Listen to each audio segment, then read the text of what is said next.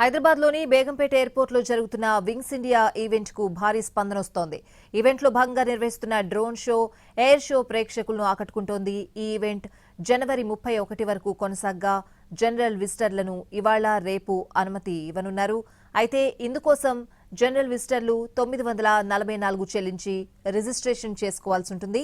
జాతీయ, అంతర్జాతీయ ఏవియేషన్ కంపెనీల అడ్వాన్స్డ్ ఎయిర్ క్రాఫ్ట్స్ ను ఈ షోలో తిలకించొచ్చు. ఏషియాలో జరిగే అతిపెద్ద సివిల్ ఏవియేషన్ ఈ ఈవెంట్ ప్రతి 2 ఏళ్లకొకసారి హైదరాబాద్లో నిర్వహిస్తారు. మొత్తం 4 రోజులు ఈవెంట్లో మొదటి 2 రోజులు వీఐపీలకు, ఏవియేషన్ విద్యార్థులకు మాత్రమే అనుమతుండగా చివరి 2 రోజులు సాధారణ ప్రజలకు అనుమతుంటుంది.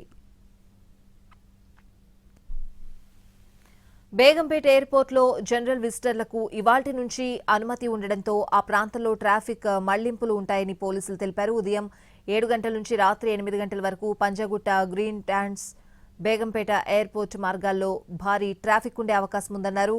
పీఎన్టీ ఫ్లైఓవర్, రసూల్పుర, సిటీఓ జంక్షన్ల దగ్గర రద్దీ ఉండనుందని హెచ్చరించారు. సందర్శకుల రాక కోసం కారో, జిమ్ఖానా గ్రౌండ్, హాకీ గ్రౌండ్లలో పార్కింగ్ ఏర్పాట్లు చేశామని చెప్పారు.